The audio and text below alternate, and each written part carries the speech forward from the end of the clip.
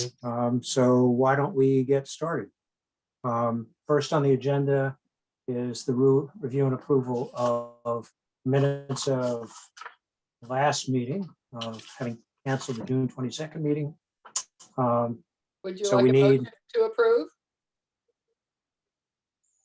Do I hear a second? Second. Any comments, discussion? Okay. All those in favor, please say aye. Aye. And any opposed? And that does it. Okay. The next thing is something that we talked very briefly about and Brian has pursued, and that's our potential involvement in the EDC fair on the Common. So Brian, you want to talk about that timing, degree of involvement? Sure. So I gave Eric Nyland a call because he's sort of the person from the EDC in charge of coordinating everything. And the 3 dates for Backyard Bolton on the town common, they're all Saturdays, and it's August 21st, August 28th, and then they skip a week, and then September 11th. And it's from 10 a.m. to 1 p.m. And basically, you know, obviously we're not like a vendor. What? Oh, Sorry, no, go ahead. Something's um, happened with my screen. we're not a vendor that needs a ton of space, but we'll basically just have, you know, like a small tent and table. And it's just a way to get word out about the master planning effort. And also I think potentially to plant some seeds in people that come to the table about participating in either future events or forums. So what I was thinking is that we could just have a relatively brief discussion about how folks think we should approach this opportunity, and then see if there are people that are interested in volunteering to help staff the booth for any one of those 3 dates. So I just have a question on how it's worded in the agenda. So that you're talking Backyard Bolton, you're not talking about the EDC doing some kind of EDC fair. Yeah, well, so technically EDC is the sponsor of Backyard Bolton, which I think is why Bob put it that way, but no, it's not a Okay. separate thing. It's Backyard Okay. Bolton. Yep. Okay, thanks. Sure. Okay, so let's talk about content. Ryan, we talked about perhaps a handout providing a general description of what the overall master planning effort is, what it means, the importance of input from the residents of the town and others, as well as perhaps some posters such as, and yet again, a town map giving us a better perspective on who is engaged and who is coming to these events. Okay. So thoughts about that?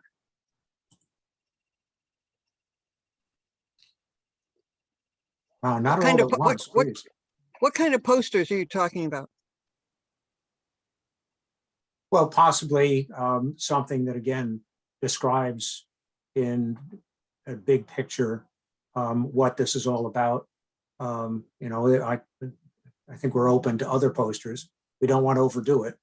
But something that characterizes what the effort is and the activities that we're involved in and how people contribute and get involved, which is something that we really do need to push pretty hard. What? Oh, go ahead, Stasha. Question. I'm just wondering, is this something that we see as is the intent of the booth to push information out or pull information in? Both. Mm. That's at least my perspective. I'm sorry. Okay. And so then my follow-up question would be, should we be considering no new work, but combining some of the already done work that all of our groups have done into maybe a succinct, for whoever's volunteering at the booth, you know, a couple pointed questions that could start conversation. If you say to somebody, you know, there's always like that, what draws you into a booth, right? If you're not selling something, then what's going to draw somebody in to want to talk about or ask a question? And maybe, you know, maybe somebody has a burning question on their mind, but maybe if somebody that's just walking by has something to add, but doesn't realize like we're looking for their input, you know? So I guess something that visually maybe says, hey, we're looking for input, or, and then be ready with like just a couple key conversation points. I think from a marketing standpoint, you want to draw people in with some kind of pointed questions Right. that are very obvious Right. as you're walking along. You know, why are taxes so high in this town? Exclamation mark. You know, who's in charge here? Why aren't we doing this and that?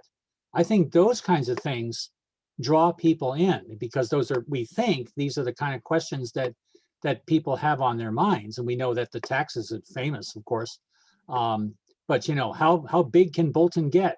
Big question mark. You know, where's the water going? I think it's that kind of thing that would make someone stop and go, yeah, I was wondering that too. You mean there's somebody working on this? And whether they're willing or not, you know, that's of course the $64 million question. But at least they have an idea that, you know, there are concerns and that there's a group addressing that. Yeah, I don't think you can just have a booth thing that says, hi, we're a master plan committee. You know, do you have any questions? I think you have to shove it in their face. But maybe you could do it in a slightly more positive way instead of contentious way. Like those questions, I agree. Like those questions, you're like, woo, woo, you know, but like Yeah. to start the tone of the conversation off a little more like we're in this together. Fair enough. So instead of why are my taxes so 15 high, years. you know, where does Bolton tax money go? Or Absolutely, something like that. absolutely. Sure. On the other hand, I still think that the visibility and understanding of what master planning is all about, and what we have done, is known by a very small percentage of the Agreed. town. Yeah. Yeah. So I think that's why I said I think it's a two-way street. I think we've got to kind of set the stage and give people, reiterate what master planning is about succinctly. And then that's a very good point, both of you. I want to call them in. To, yeah, identify things that will engender discussion. Right. That's the key. Brian? Maybe we could create a very, very simple comment card for people to fill out that wouldn't take long. And it would basically, we'd ask for their name and street if they wanted to give it. And then a very simple, like, what's one of your favorite things about Bolton? And what's something you'd like to see different in Bolton? Mhm. Just Yeah. something really simple. Doesn't take a heck of a lot of time, but it could get people talking. And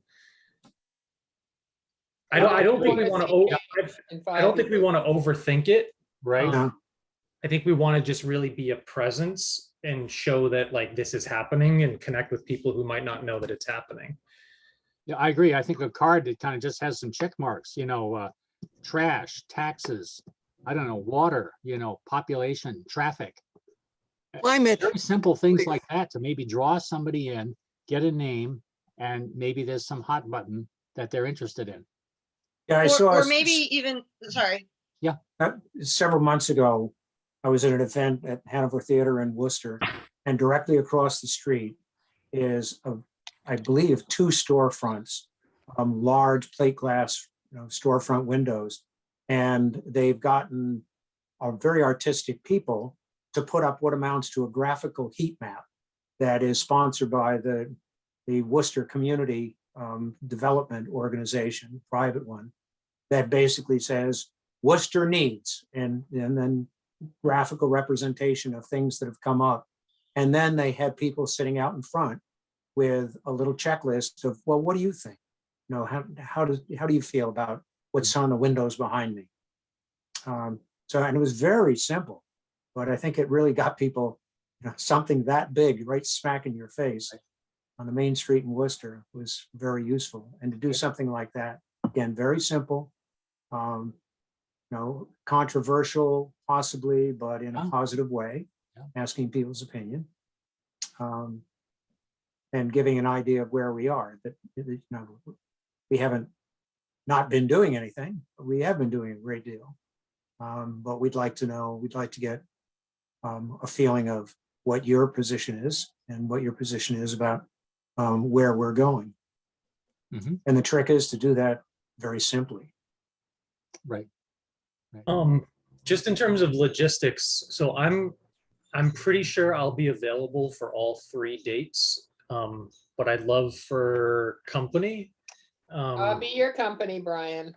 Okay, so I think, I think we could probably have a relatively small team who signs up to be there on the dates. And maybe to save time during tonight's meeting, we can just say, if you have ideas about things that we could ask or things to put on a poster, you can email me and Penny and we'll work on that. I know Kia's not here, but I'm sure that if we get stuff to her in advance, she would be more than happy to help convert it into like 1 or 2 nice visuals. But it sounds like Penny and I can be the central repository for input for that, if everyone's comfortable. Who else wants to work on it is the question. Does anybody else want to sign up for a date?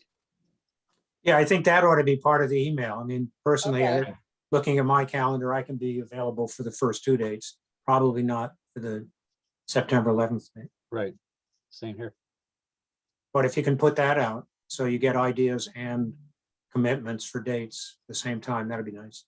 But I like Bob's idea. I mean, I'm really in the keep it simple, stupid there, Yeah. It's the KISS principle. Make it simple, but make it so they have to think about it and say something. And I, Yeah, I think in the case of Worcester, they had 5 things. That was it. I would Karen? encourage that we also look at Ed's ideas of, punchy questions, and I would put some kind of climate question in there.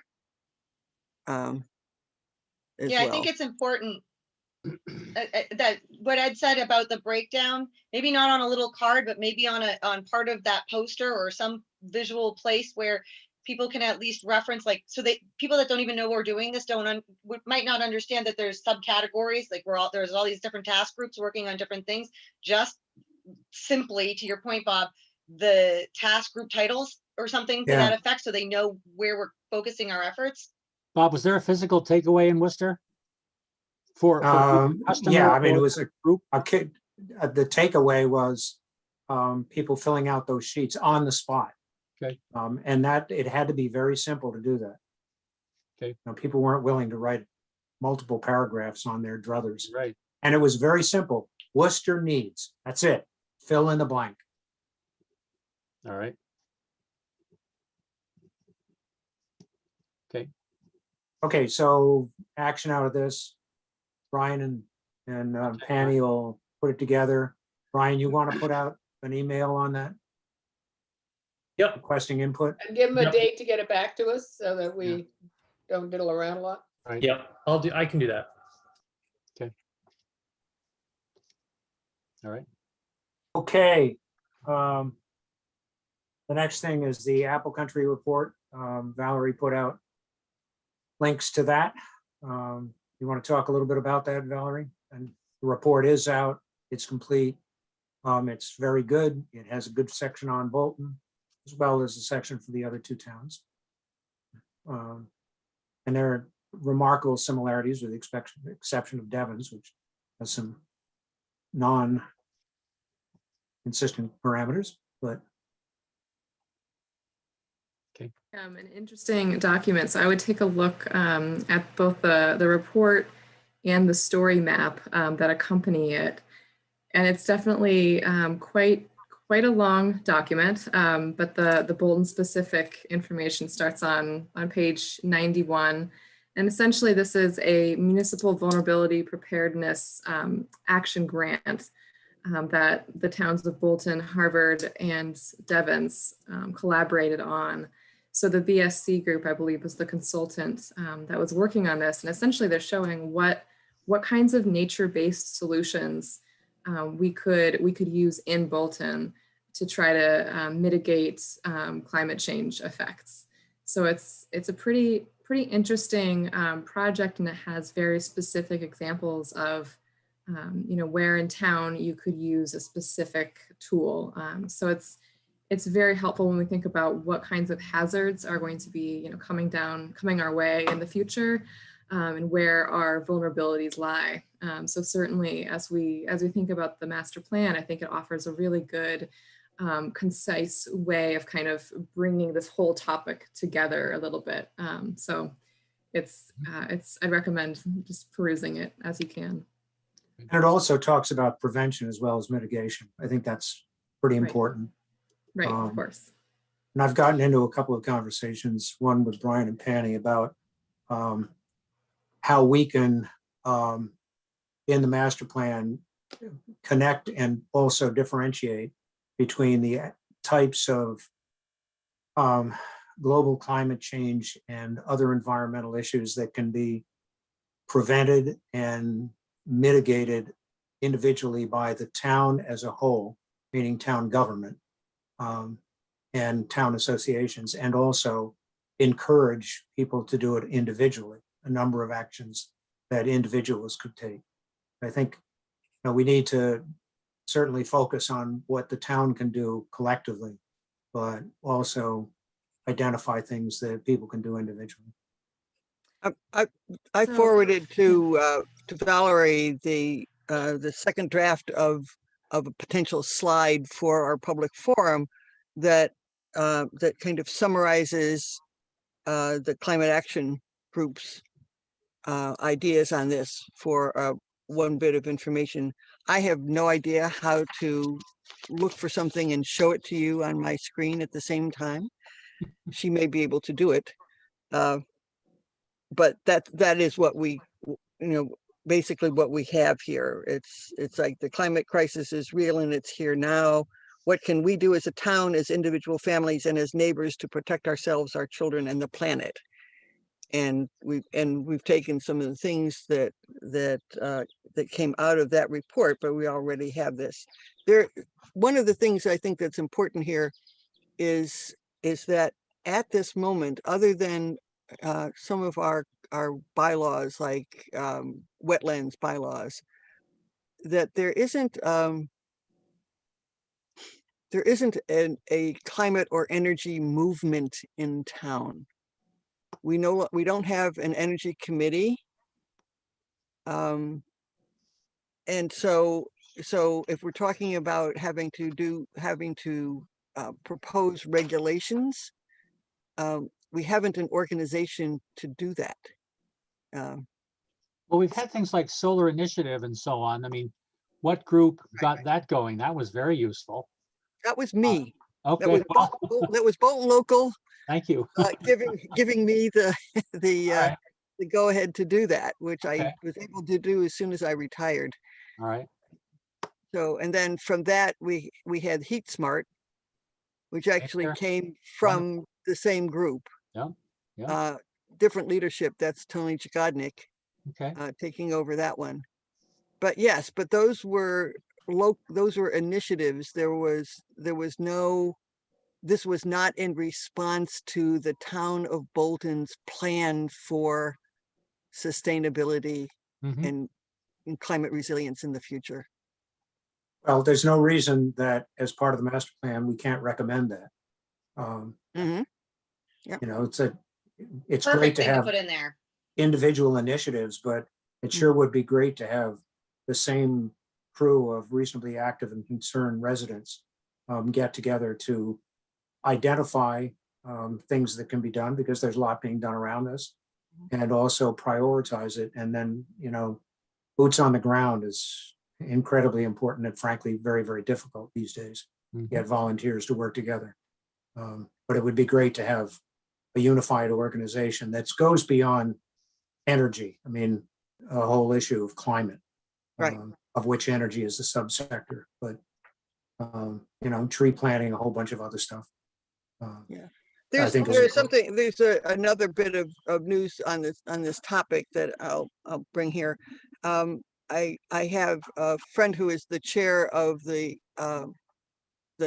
Board of Health in Harvard, and they are proposing going to the regional boards of health, to which I guess all these individual Right. boards report, and go to them to propose hiring a sustainability coordinator who would serve 3 or 4 towns. So they were talking Harvard, Bolton, Berlin, possibly one other.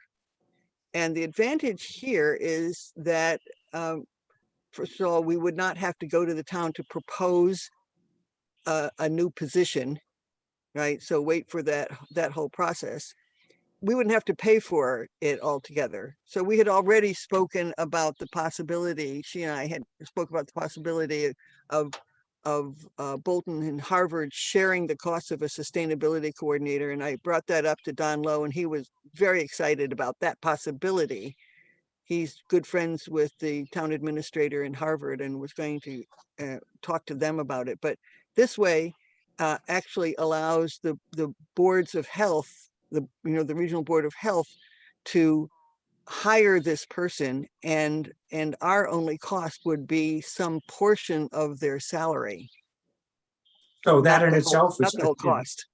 that's a Pardon? great recommendation. My only proviso is that when the Neshoba Associated Boards of Health does things, they do things for all of the members. They typically don't break them out into subgroups. But it might be very worthwhile to have a bigger group, which would mean less cost for us, but have that coordinate policy and recommendations. But again, another, I think, very solid recommendation that would come out of the master plan. Okay. Okay, well, please do read through that.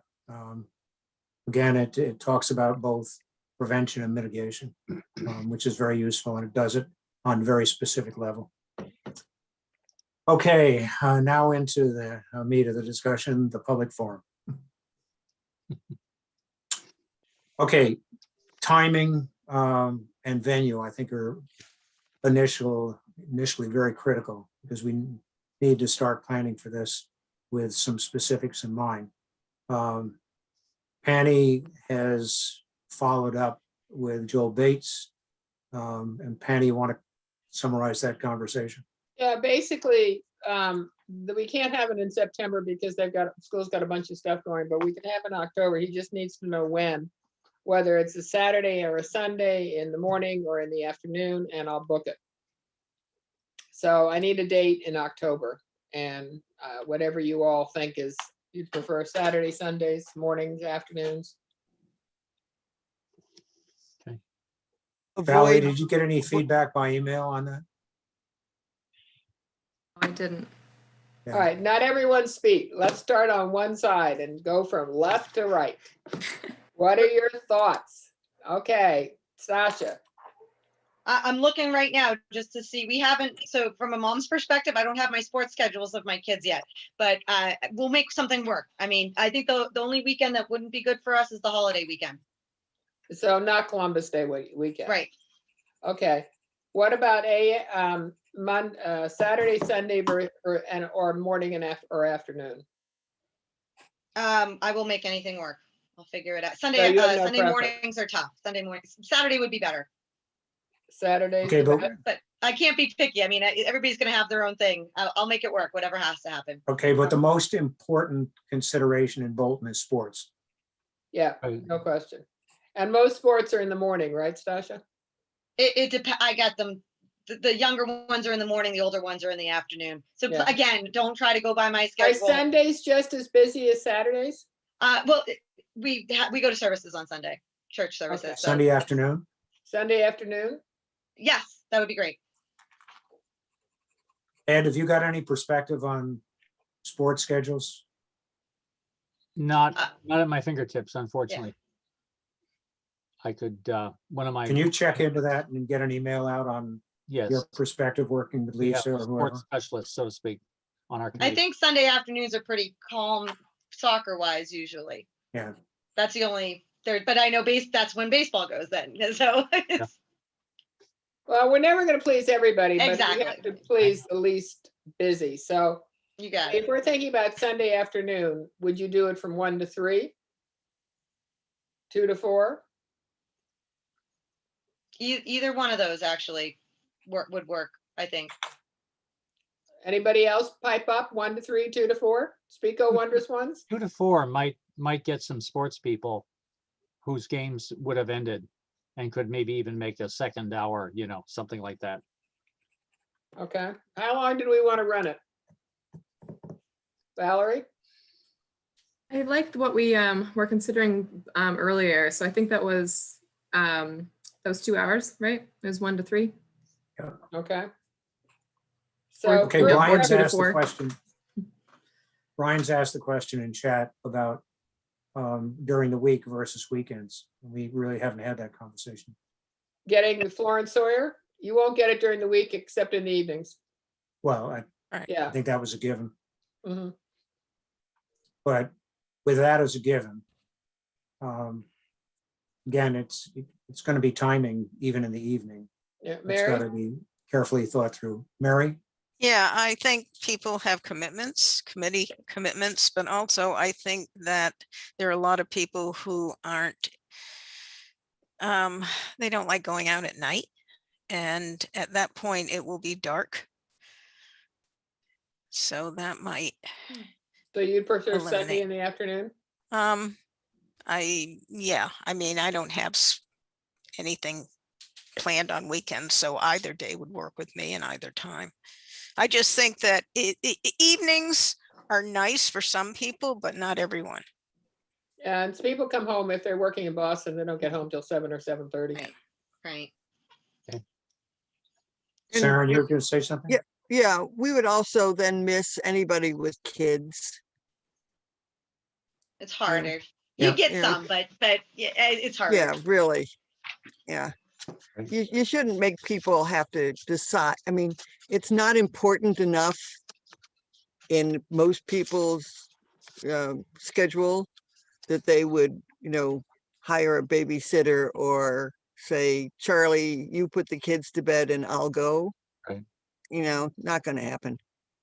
Right. So you get old folks. Well, our challenge here is to get people to think that long-term town planning for their kids and grandkids is more important than one night of babysitting. I know, so I hard. think that's going to be a very difficult Yeah. message. Okay, so dates. If we figure on a Sunday in October, there's the 3rd. I think the 10th is Columbus Day weekend. It Is is, that right? Yep.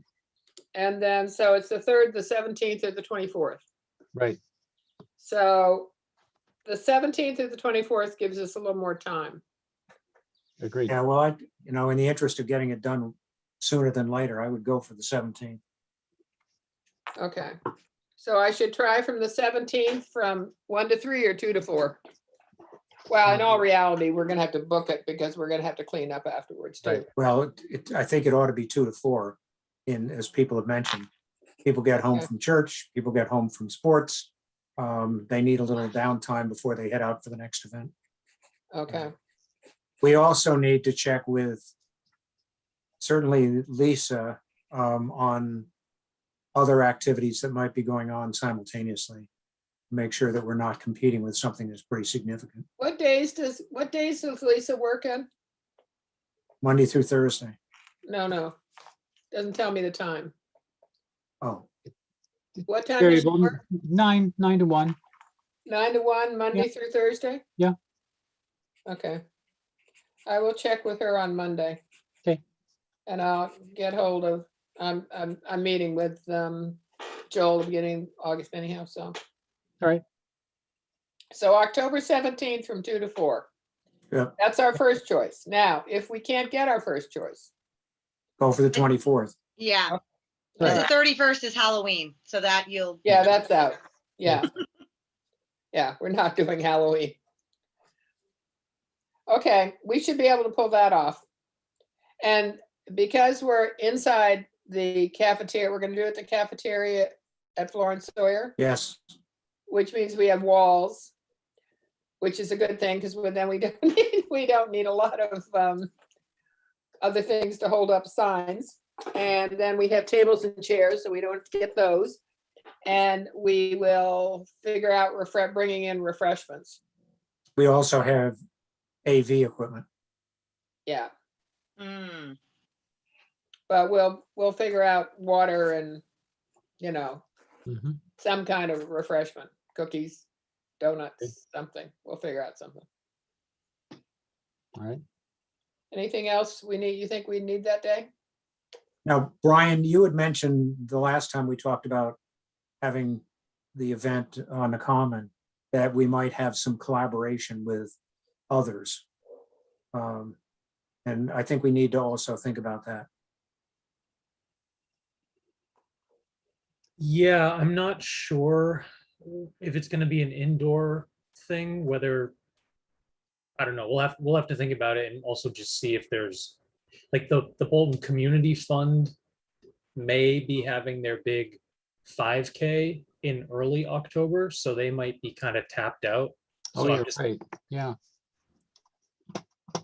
Anybody have anything on the 5K? My wife just mentioned it to me. It's on. oh, she said that it is on. Yeah. Yeah, I know that usually, I feel like they usually have it the weekend before Columbus Columbus Day? Day. So that'd be the 3rd. Can we check on them? Yeah, who do we check with? Let's see. Who's running it now? I will find out in a second. Is Deb Coltarts All on right. there? Oh, then no, Ed's going away to find out. He's Okay. gonna, So I have it right here. It's going to be run on Columbus Day weekend, October 10th through 12th. oh, okay. Okay, so Well, we're that doesn't affect us. out of the woods on that.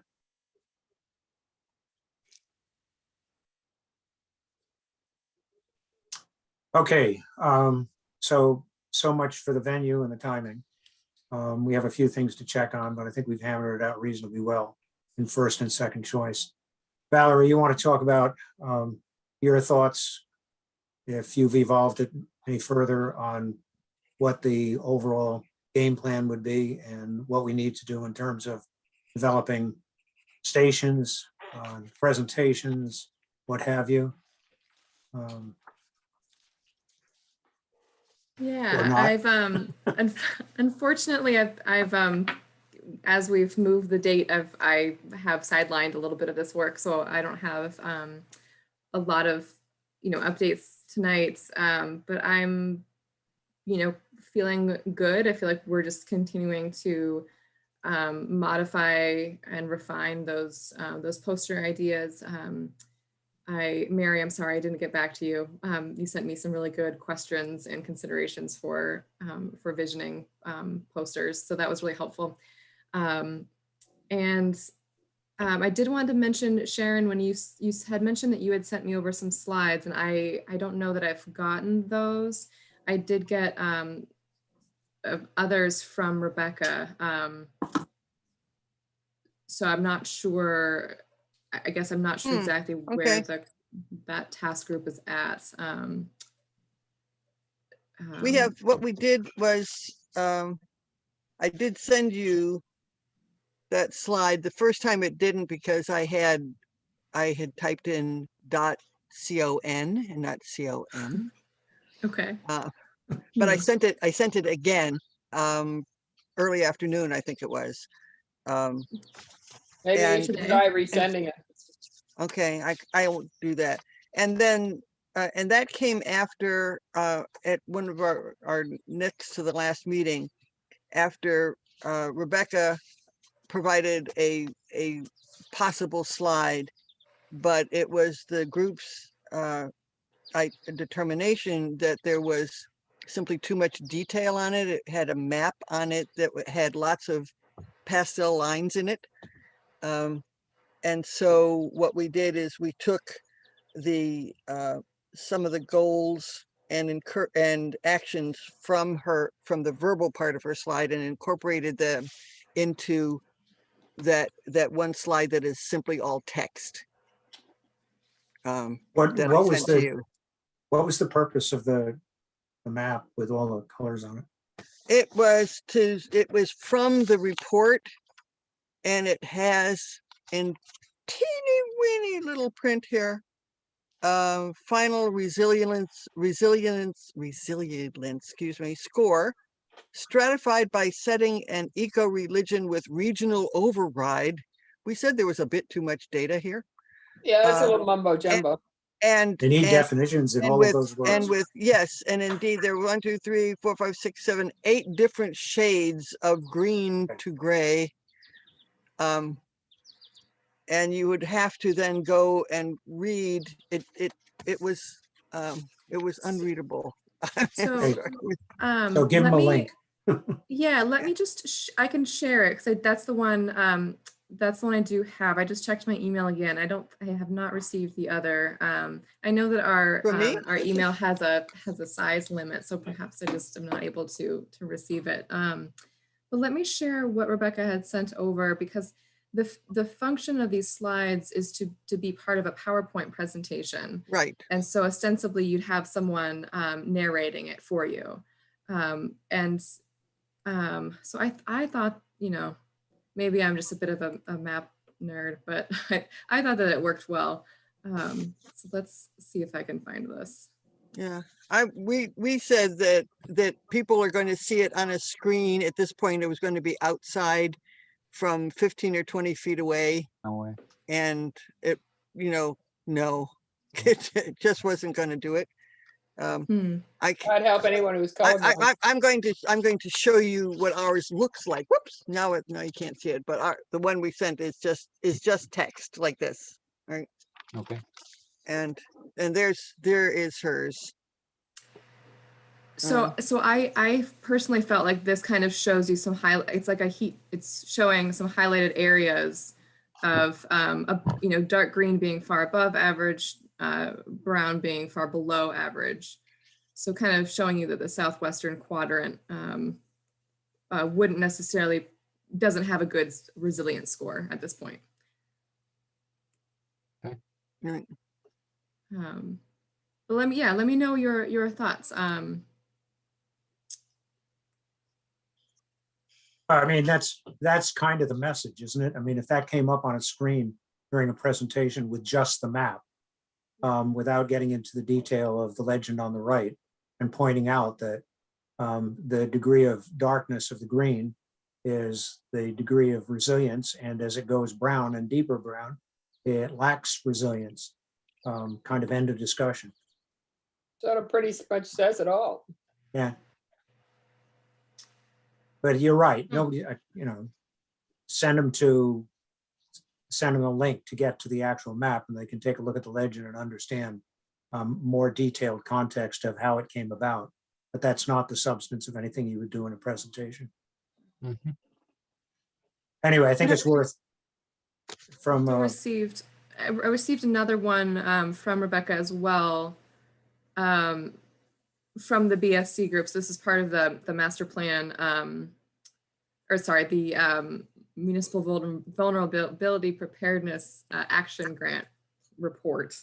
So it's kind of in 2 different slides here is variable temperatures, but then a little bit more graphically. And this one's a little bit harder to see. Yeah, this would lose someone on a graph. So I don't know Yeah. that this works as well as a slide, because it just has so much going on. Right. and you can't read it. You can't read it, Yeah, but you don't know where to start either. Yeah, that's Yeah, exactly. So, We have those climate change expectations as well. I think she has some additional ones, but ours comes from the Harvard group, and it says extreme precipitation, extreme temperatures and temperature swings, ice storms, pests, and invasive species.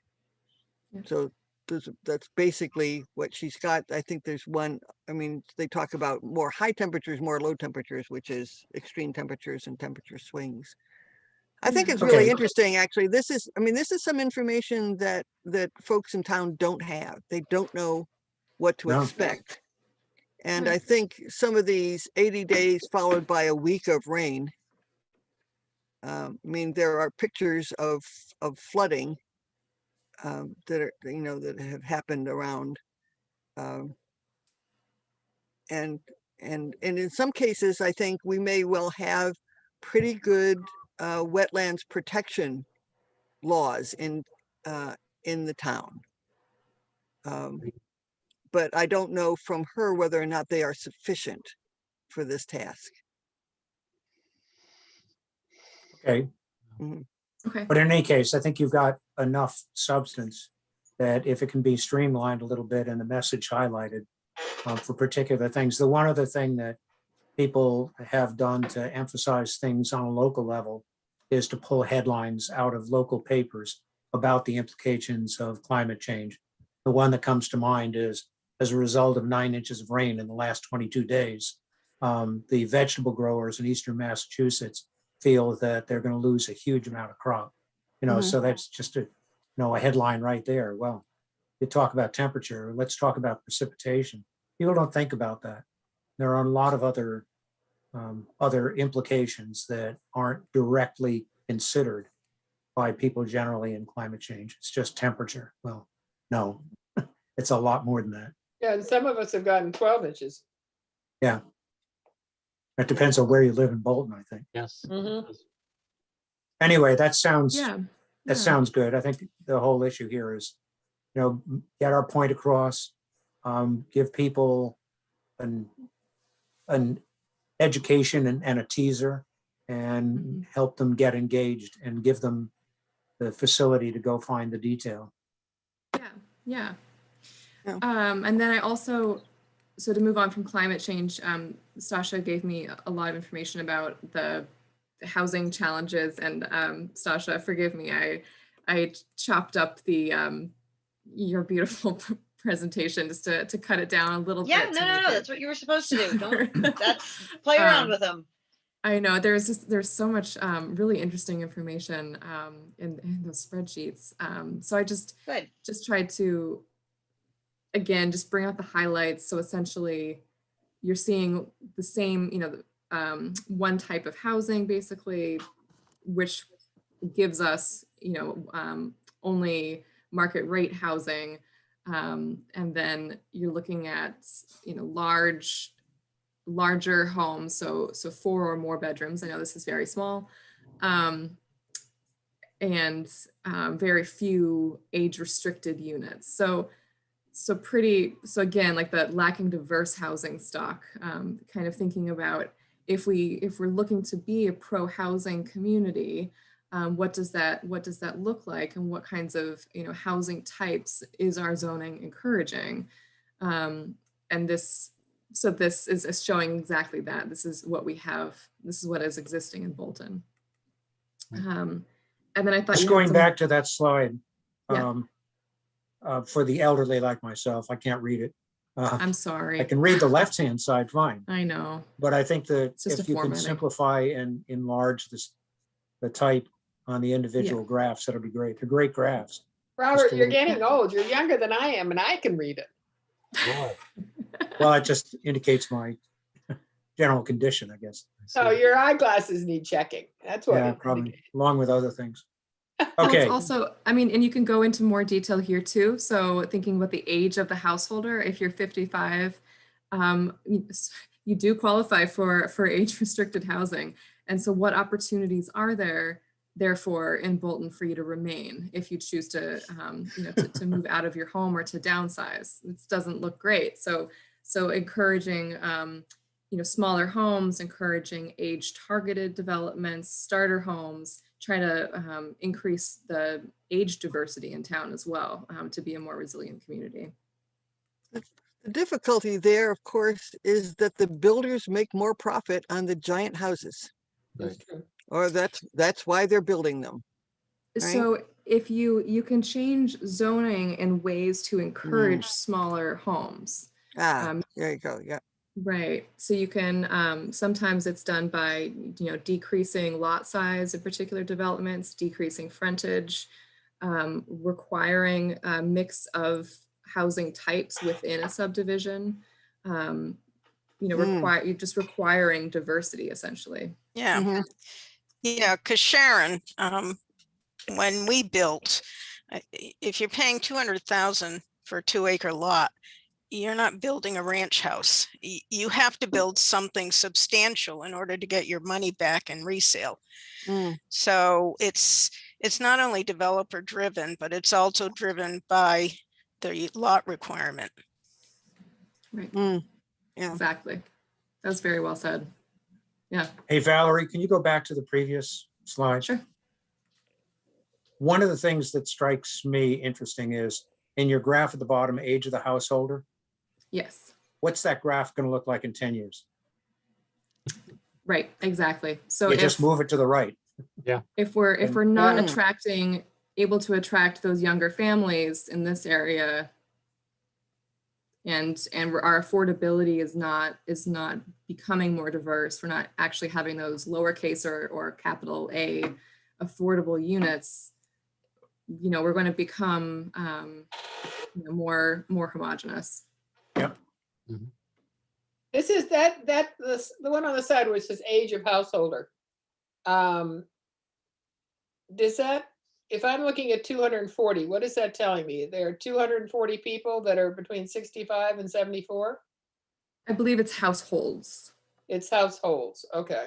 Stasha, you can correct me if I'm wrong. Yeah, and there. I would have to go back to the citation. I remember the original thing they gave you Yeah. had all the citations because some of them were 5-year estimates based off of the Yes. 2010 census, and I'm not Yeah, quite sure what this one was. So 'Cause those it was- numbers are not, certainly probably not exact, especially because my whole caveat with all of this information, which is what the best we've got right now from the government and reliable sources, is that we're about to go into this new 2020 census data, but it's not going to be here in time for our master plan. So or maybe it is, but so I struggle because this data is they projected it out. They can certainly see the growth in Bolton, so it's not unreliable data, but it's just not like yesterday, like literally Yes, yesterday's data. yes. but I can tell you right off the top of my head, looking at those numbers, that this has got to be 2010 data for the 55 and over, because those numbers have changed drastically in the last 10 years. Hey, Brian, do you know where things stand with the 2020 census? Yeah, so the real 2020, the good stuff won't be released until December. So for purposes of this forum, I'm just going to use the most recent 2019 rolling From estimate. Pam? Right. That's what I think I use for most of this stuff too. Did you use the stuff from Pam or just the stuff from the state? It's from- What I'm seeing here is just mostly the stuff from the state. Okay. No, I take it back because the housing type is specific. Are you asking me that question, Penny? Sorry. I'm just curious about on the age of householder.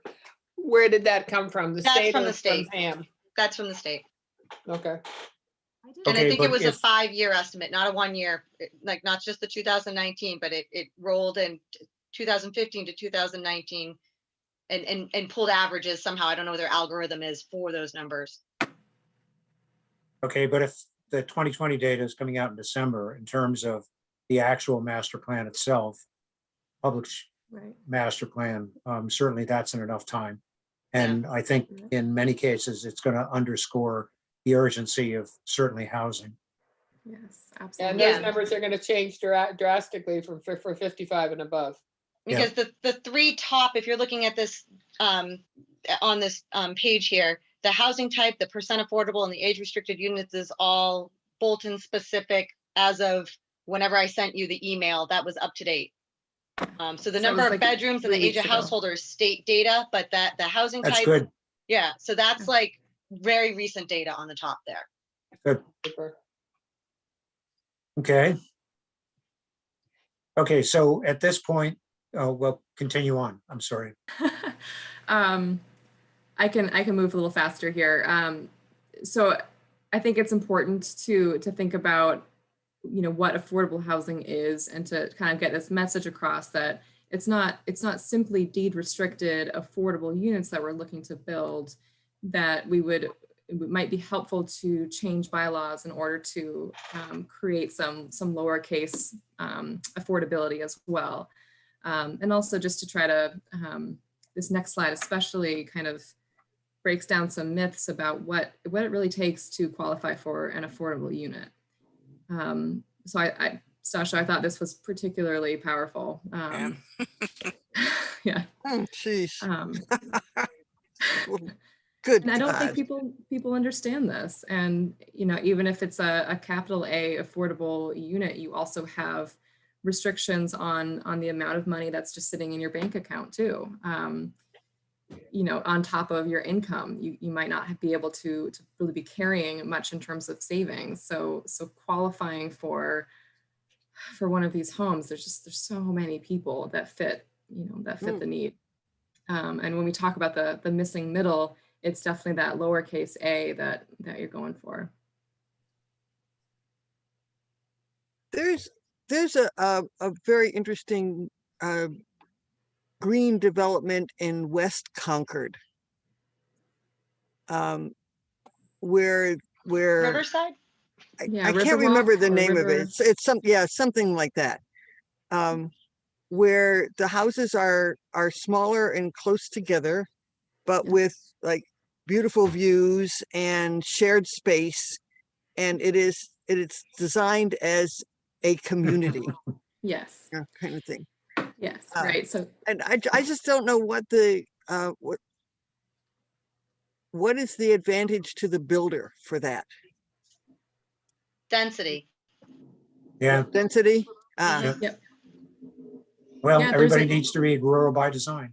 yes, they do. Yeah, I mean, Yes, it's another yeah. cottage, it's a cottage style clustered development. Yeah. Mhm. There's absolutely a market for that style of development. In particular, again, there's no age restriction on that, but it could be age targeted. So again, we talk about Mhm. smaller homes, first floor, master bedrooms, universal design standards, and the benefit of having a community there. So Yes, you, yeah. because you're living in a denser development, you're much more likely to know your neighbors and to get help from them. So it's more attractive to folks who might be a younger family with kids living right next to an older couple, right? So you have some intergenerational mix happening there. Mhm, That mhm. is more exciting. Or living next to their grandparents. Yeah, But it does take yeah. Who to think? not only bylaws and regulations, but it needs advocacy on the part of the town to encourage that. Right, yeah. So that's what I have for slides right now. Yeah, we'll keep working on a few other task groups that I was hoping to get some data from. I might work in the information that Mary had given me as well into a slide, as well as the visioning stations there for the information you gave me. But I just wanted to give you a bit of a flavor for the slides that we are coming out with. And I mean, as we can see just from our discussion tonight, they're really engaging and they're, evocative or makes you ask questions and think about what our community looks like now and what it could look like in the future. So Mhm. yeah, thank you for working on those. That's great. Okay, can you, Valerie, can you put out another email updating on what is owed you Yeah, sure. in the broad, think- you can take the email that I put out with your and Brian's support, very strong support, on June 22nd, and take a look at that and update that for what missing information you need. And judging by what I've seen, you need a lot. I think part of it might be my fault with the economic development task group. I don't know that they've been meeting recently. I'm not sure. So I'll have No. to follow up with them. So They haven't, I Yeah. can assure you. Yeah. And I talked to Paul Tassini, and he continues to be very interested in that, but his business has grown very dramatically. And he's had to, work very hard on that. But he said that he is seriously considering in the next week or so resigning from the overall steering committee, but is still very interested in being part of economic development. Okay. So he's a good guy. Okay. Certainly That's good to has know. Hudson experience, but definitely Bolton experience as well. From a resident Want to keep perspective. them in any capacity we can hook them into it. Yeah, really. He's, Experience in Bolton or in Hudson, that'd definitely be interesting. well, I mean, his business is in Hudson. Yeah, interesting. Yeah. All right. Okay, Anything else? Brian? So maybe this was really clear and I just spaced out for a minute, but in terms of the date, we've all agreed that Sunday, October 17th is what we want to pursue from Yep. 2 to 4. And so is it Penny that's going to be confirming that? Yes. Okay. And then just, I also think, just wanted to mention that we may need to be staying flexible depending on what happens with, I dare say, COVID in the fall. So Yep. that's it. Yes. And Penny, also, you're going to check on the availability of the 24th if the previous date, the 17th, doesn't work. Yes, And Ed, who's going to check on other activities going on with Lisa or whoever? Ed, are you going to handle that? Yeah, be no, I glad to. said I would call Lisa on Monday Okay, Oh, okay, that's fine. All right. and ask her what's happening on Sunday afternoon for Okay. both dates. all right. I'm gonna check Okay. in with MAPC and just give them those dates and just see if there's a preferred time there. I mean, unfortunately they went to the last meeting, so I want, or the last idea for a forum, so for the July forum. So I'm hoping that they have an availability for October, but I want to just ask them what their preference is. Okay, and I think COVID-19 is a very real concern at this point again, unfortunately. Mhm. As a result of a couple of other organizations, I've been talking to 2 epidemiologists, both from Mass General, both who know Michelle Walensky very well, who have both said, the Delta is a challenge. Wait till you see the one behind it. Yeah. And that's, when I hear an epidemiologist talk about that, it makes me ever Yeah. so slightly nervous. Interesting. So But I think we everybody do- who's checking on stuff should get back to me by next Wednesday, because that's when I'm gonna lock down the date. Okay, I don't hear from you, it's, gone. yep, Okay, Does everyone hear this interesting, I think it's interesting news that apparently Cisco has sold its campus up in apparently on June 24th, it was sold for something like 10 point something $10 million. million, which who'd sounded they pretty sell cheap. it to? It's a real estate conglomerate. There's a name of, let's see, Campanelli. It says Campanelli is a major Massachusetts developer headquartered in Braintree. And Trigate Capital is a Dallas-based real estate investment company. Of the 350 acres of land, 110 are considered developable. It's funny, I got involved in this long-range planning 20 years ago on the very same issue, that Cisco was coming to town. It was going to be just a disaster. 5,000 people were going to show up. We were just going to be crushed. Houses will go up, everywhere like mushrooms. And it's funny, it never really quite happened. I think, there was a feeling we were just going to get utterly inundated. We tried to desperately create a rate of growth control bylaw, which kind of took different forms and so on. Again, all in fear of this Cisco invasion. And now they're pulling out. But the question is, what does that do? You're probably familiar if you haven't seen it. There's quite a huge development now at 111 Yeah, and it's 111. 495. There used to be a Right. little thing called Cunningham Road that disappeared for this major apartment complex. So a lot of stuff going on around us. But it's been Yeah. fairly quiet down there, so I'm not surprised they're pulling out. Yeah, There Yeah, hasn't been much never quite activity down happened. there. right. well, wait for Okay. Target in Lancaster. Yeah. Yeah. Interesting. Okay, that's all I have. Anybody All right. else? Thank Thank you. you very much. You bet. On we go. Thanks.